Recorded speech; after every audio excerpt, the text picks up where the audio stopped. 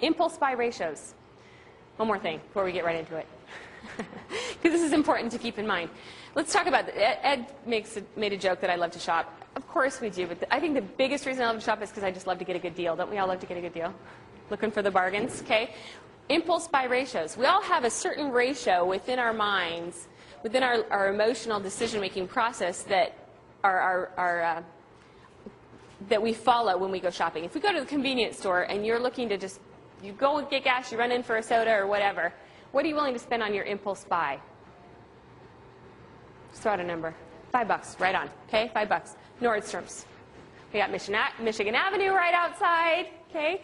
If we're going to be strolling up, going into a higher-end department store, what do you think that ratio is? This part is always funny because the women say numbers that are completely different from the men. You know, $100, okay?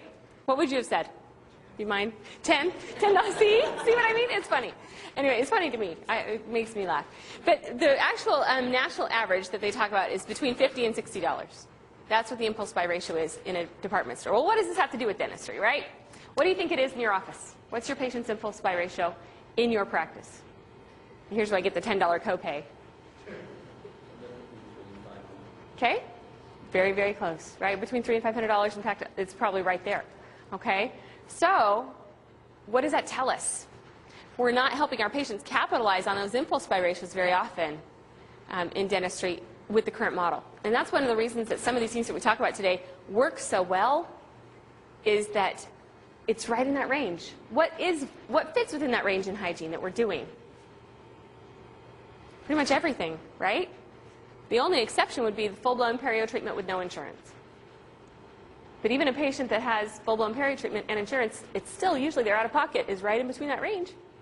Okay, so that's why I bring that up. That's why it's important to focus on that.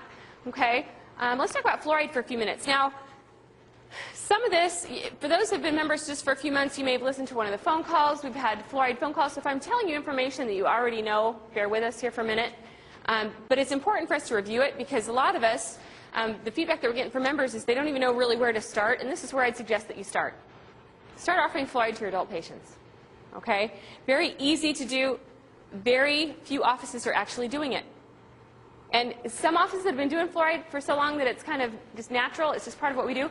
Can't believe that there are people out there who aren't doing it because it's so easy to do. Okay? Why don't we offer fluoride to adults?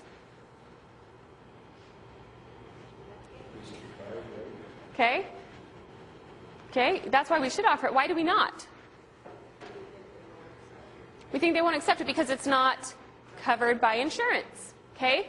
So really, what's the main reason that we stopped offering fluoride to adults? Or, okay, let me also suggest that some of our patients are confused about the difference between systemic and topical fluoride. Systemic fluoride does not affect adults, right? You can only take it up till the time you're 12. After that, it's not going to help you anymore. So I think there's a misconception in the general public about which fluoride we're talking about.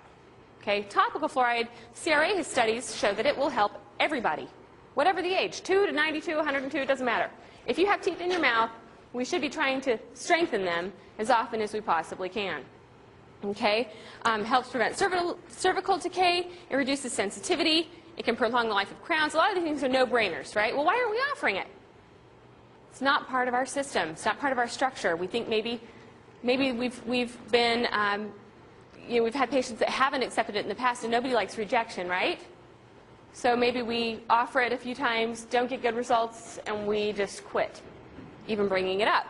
Well, when it's prepared or when it's presented properly, a lot of offices, a lot of patients really like fluoride. It tastes better than it ever used to. Remember those treatments when we first started, like 4 or 5 minutes long, the stuff tasted horrible, okay? So a lot of times when you present that to patients, if you haven't told them, hey, it's better than it used to be, this is what they're thinking. Oh, sorry, hang on. Now we lost the momentum here. I was trying to turn the volume up for you. Okay, here, I'll do it again, because that deserves repeating, wouldn't you say?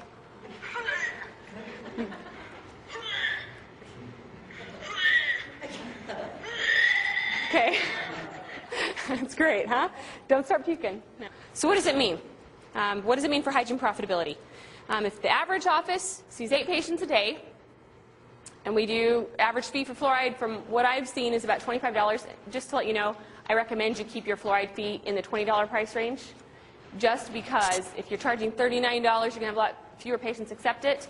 Your cost, hard cost on the fluoride treatment is $1 on average. Not to count employees' time, but that's what your physical cost is for your material. So if you have it between $20 and $30, you still have a nice profitable margin there. Okay? So if we do that on average, and we're not going to count 100% acceptance. I'm usually wagering, not wagering, I'm presenting. When I talk about numbers, I don't want you sitting there saying, that wouldn't work for us. We couldn't get that many people to do it. So I always estimate low. Okay? Always estimate low. So with 80% acceptance, which you should get if you're working on your verbiage and some of the scripting, which I go over a lot on some of the audio calls that are available on the Navigator. So Darcy can help you when we talk about how to find things on the Navigator. We'll make sure you know where to get those training calls if you were not able to listen in, because there's really good information there. Okay? So just that said, with 80% acceptance, we're looking at an increase of more than $30,000 to your practice over the next year, just with offering fluoride to adults.